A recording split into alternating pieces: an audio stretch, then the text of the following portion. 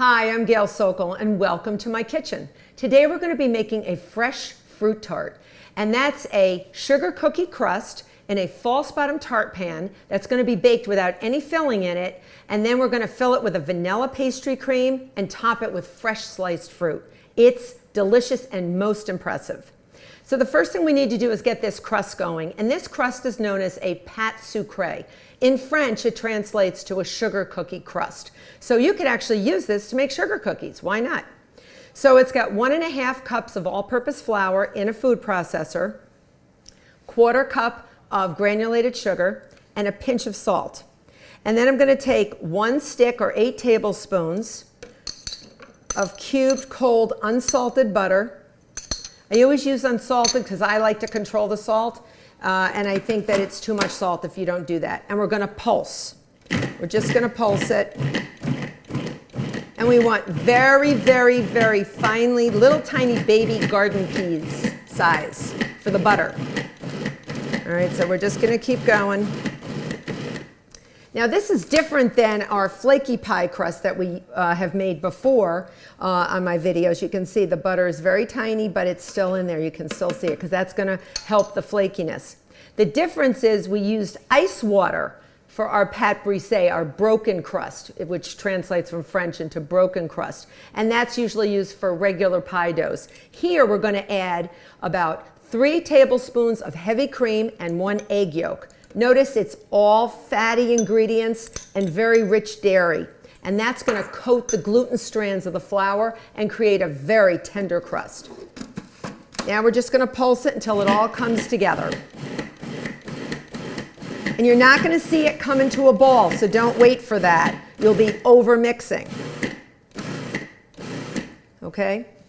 That's all you want to do. And it's still crumbly, but we're going to put it in a bowl and get it chip shape. So I've moved my ingredients from my pâte sucrée, my sugar cookie crust. All those ingredients are taken from the food processor and I put them into this bowl, and you can see they're very crumbly.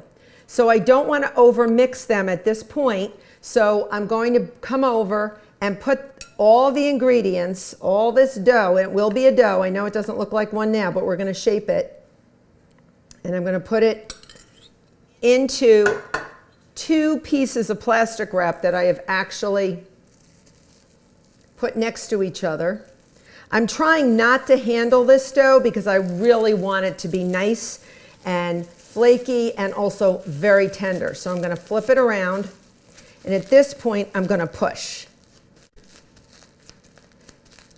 And you can see how it comes together into a disc.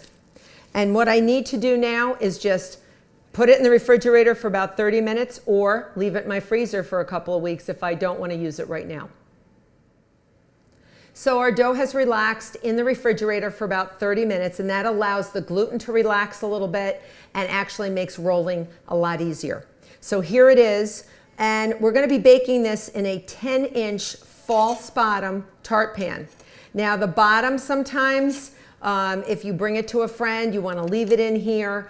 And you sometimes don't get the bottom back. So I made a really short video that you can watch how to prepare. It's a tutorial on how to prepare a cake circle for just this purpose if you want to bring a fruit tart to a friend or anything to a friend with a false bottom. So I'm going to leave this bottom, metal bottom in here, and I've cut a cardboard cake circle, and if you want to watch that video, it'll show you how to do it. I'm going to leave it right in there, and I'm going to put my tart pan on a parchment lined sheet pan, or it could even be a pizza pan. And now we're ready to roll our dough out. So I'm going to flour. Remember, this is like a cookie crust. So anything that you have, any scraps you have left over, you can actually make as a cookie. All right. Now this does crack and it does break a little bit. It's not like you would be making an apple pie and a pâte brisée or a flaky pie crust like we've done in the past. So this is a little different. This is really, really tender. Remember, we added heavy cream, we added egg yolk. These are all very, very laden with fat, and they coat those gluten strands, those the gluten strands, the protein fibers in the flour, and they actually make them to have less structure. They actually don't hook up with each other. So it's good, but it's also bad because it makes it a little bit harder to actually get it all together.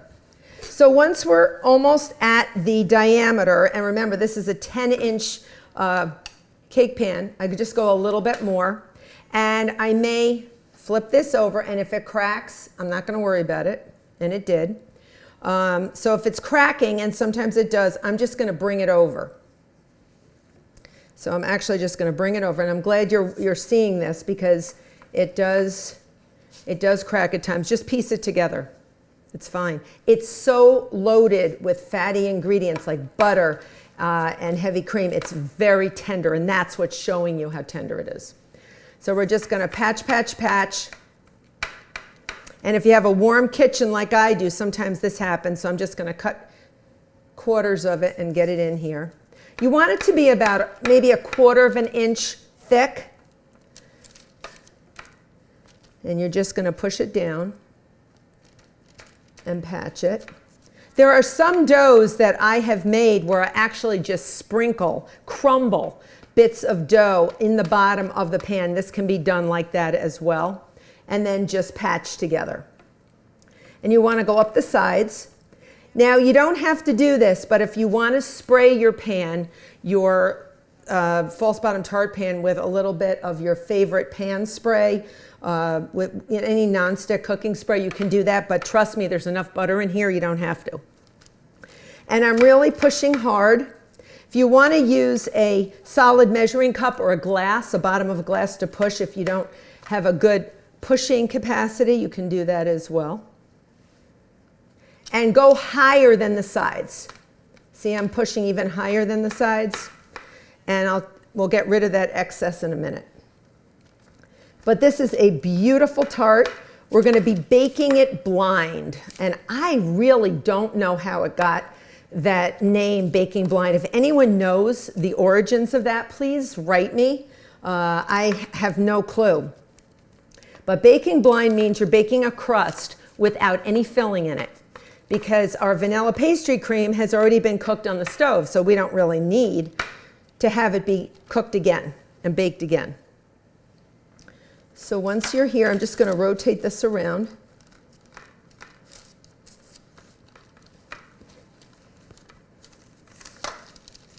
And I'm just going to pick this up. Don't hold your pie pan by the bottom, you know, your tart pan, because you're going to lose the bottom.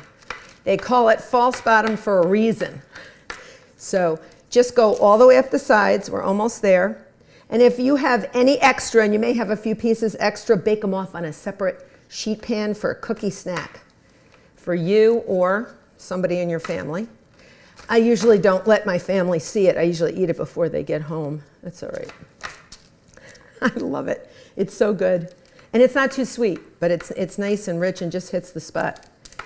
All right, so at this point, I'm going to, you don't even have to use your rolling pin. You can just use your hands to get that excess off. See what I'm doing? Get that excess off, push it off, and just make sure you go in between each little indentation here to make it look as pretty as you can. And go all the way up the sides. Because the flutedness, the fluting is very beautiful, and you really want to make sure that you highlight that, because that's what's going to really add to the attractiveness of your fruit tart. So once you get it like this, we're going to gather all the scraps. Those are going to go in a separate sheet pan, because they may take a different amount of time to bake. All right.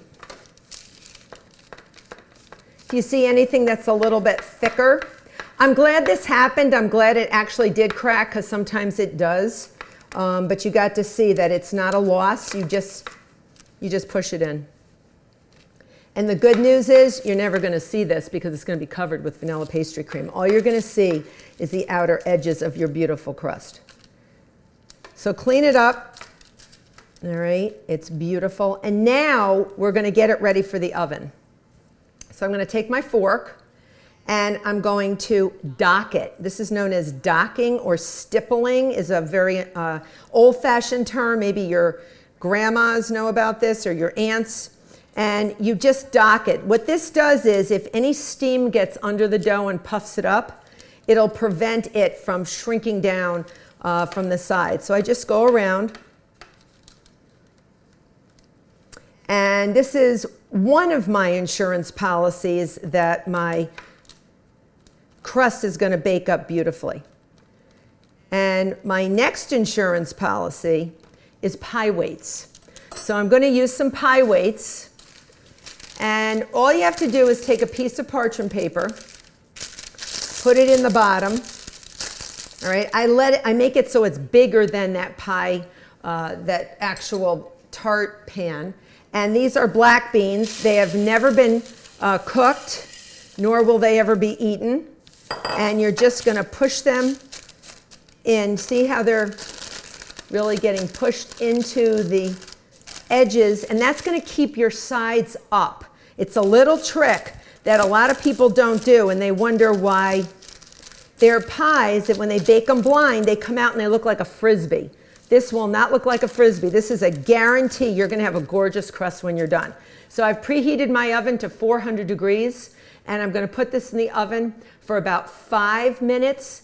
I'm going to take a look under. That's why you want this parchment a little bit larger, so you can peek under. You want to make sure that it doesn't look doughy.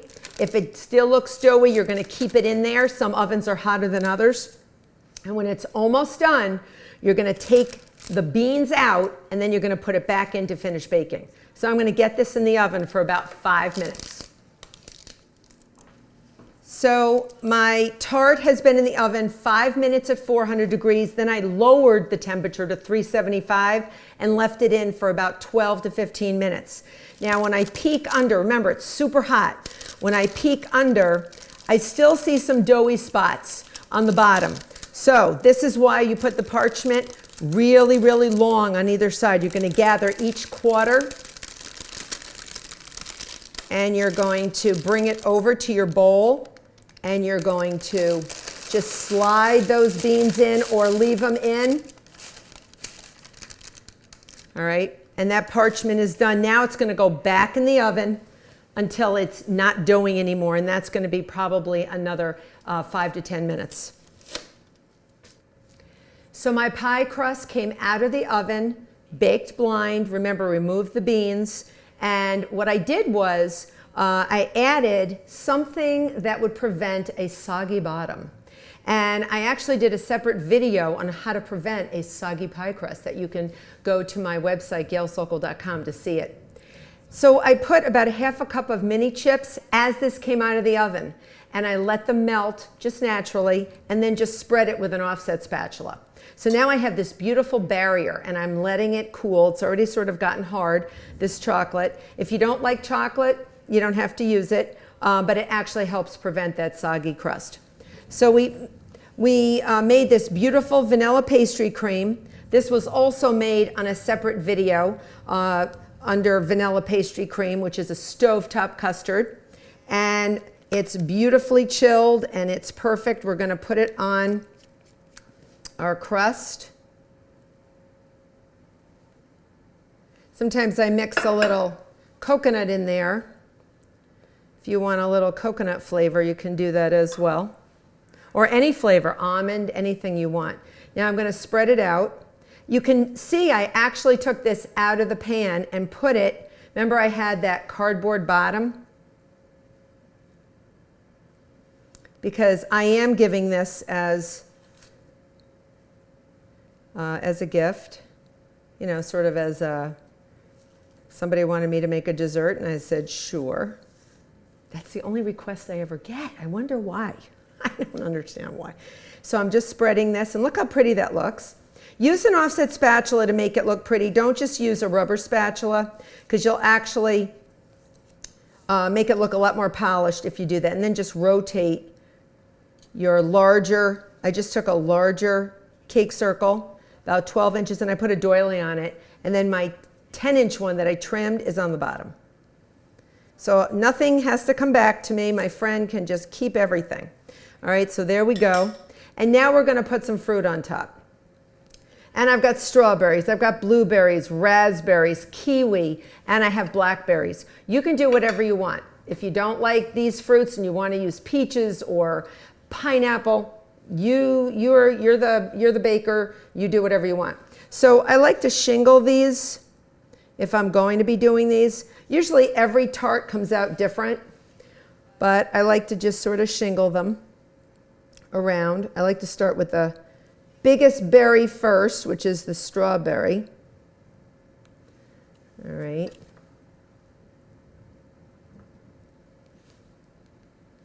And if you don't want to do it like this, any way works, because it's going to look stunning no matter what you do. Just remember that. Fruit is like, it's like jewels. They are so gorgeous. I slice my strawberries nice and thin. You want to make sure they're dry. You want to make sure they're not going to be too wet, because wet is going to add moistness to your tart. So I'm going to keep at it, and when we come back, we're going to glaze this with apricot preserves on top. So I've arranged my fruit all around my tart on the outside, and make it as colorful as you want. Now, I love to take some apricot preserves or any preserves that you want. I've actually put them through a blender just to get them nice and thin. This keeps the fruit moist. And then I take a pastry brush and I just sort of glaze.